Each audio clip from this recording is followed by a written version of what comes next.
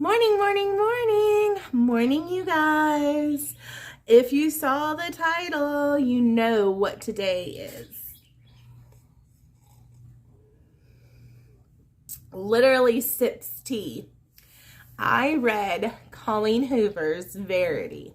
In fact, I read it in about 8 hours because I could not put it down. It was that good. So it's definitely up there with one of my favorite books. I've read 6 books this year so far. It's definitely one of my favorites that I've read so far this year. Really, really good.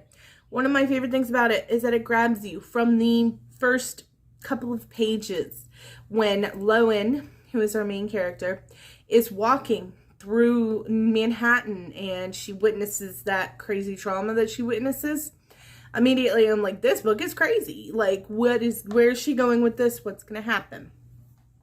So yeah, really, really grabbed me immediately. Essentially, this book is Lowen Ashley, who is a writer who's not very well known. She dabbles a little bit. She makes just enough to get by, but she's not great. She's, barely making it. Gets hired to finish a famous book series written by a woman named Verity Crawford. And Verity has had an accident. And she is no longer, she's kind of in like a vegetative state. She is no longer able to write, and they need her to finish out this series because it's a beloved series. It's a bestseller series, and they need her to finish this series for them. So, Lowen takes herself to, Verity's home in the countryside, kind of, where she lives with her husband, Jeremy, and their son, who's like 5 or 6, I think. And she decides she's going to go through Verity's office and she's going to try to find notes and stuff so she can finish this book series. Well,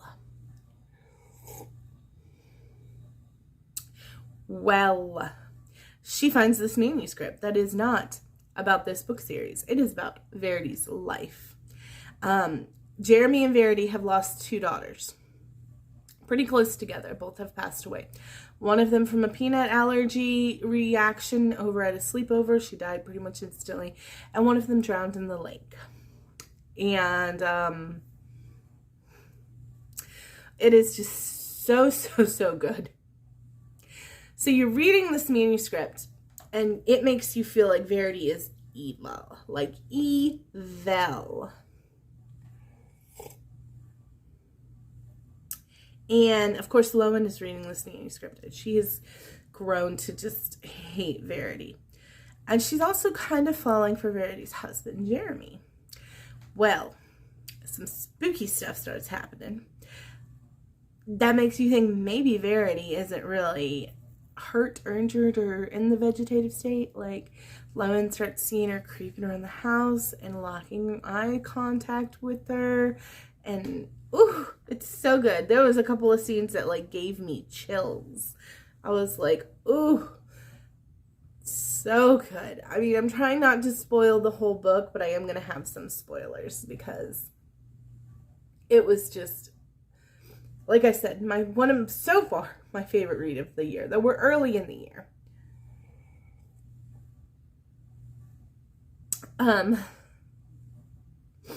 So essentially, a lot of stuff happens, but spoiler alert,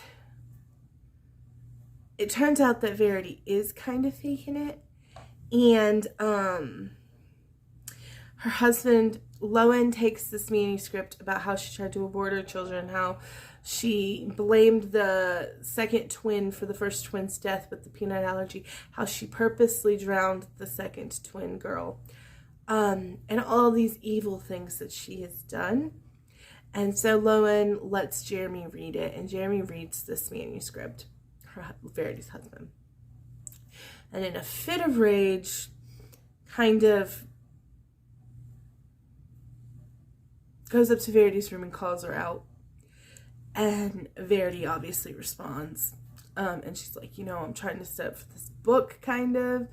Like, you don't understand. She really doesn't tell us why she is pretending to be in a vegetative state, because before she can tell us why, Jeremy strangles her. And they make it look like an accident. Lowen and Jeremy make it look like she choked in her sleep. She suffocated in her sleep. At this point, though, you really don't care that much, because Verity's an evil, evil woman.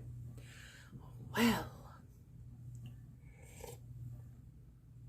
twist at the very end, Lowen finds this manuscript in Verity's bedroom that pretty much says nothing in that first manuscript was true.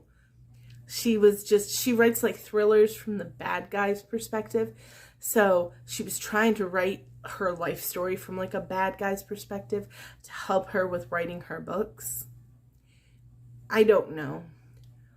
But the second manuscript, basically, it's like a letter to Jeremy, says that everything in the first manuscript isn't true.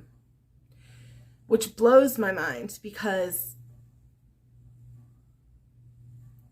I don't know. I'm still processing the whole book. And I don't even know what all I believe. That's the whole thing. I need more people to read this book so we can talk about what actually happened.